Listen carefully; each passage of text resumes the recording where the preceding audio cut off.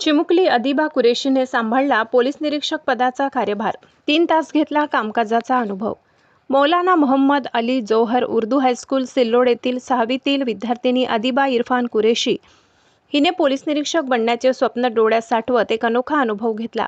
अदिबाने आपल्या वडिलांकडे पोलीस निरीक्षक होण्याची इच्छा व्यक्त करत पोलीस ठाण्याचे कामकाज जवळून जाणून घेण्याची इच्छा व्यक्त केली होती।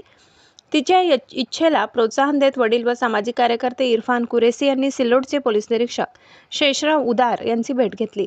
पोलीस निरीक्षक शेषराव उदार यांनी अदिबाच्या जिद्दीचे कौतुक करत तिला पोलीस ठाण्यात येण्याची परवानगी दिली।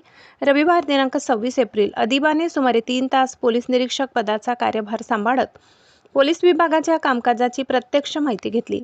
एवढी शेषराव उदार यांनी अदिबाचे स्वागत करून तिला पोलिसांच्या जबाबदाऱ्या व कार्यपद्धती समजावून सांगितली।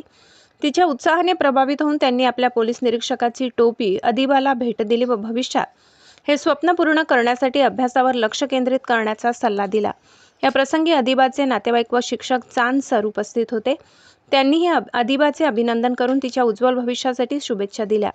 अब तक न्यूज महाराष्ट्रासाठी प्रतिनिधी सलीम कुरेशी।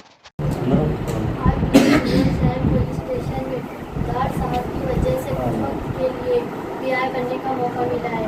मुझे आज एक पुलिस ऑफिसर पर जो जिम्मेदारियां होती है उन जिम्मेदारियों का एहसास हुआ है।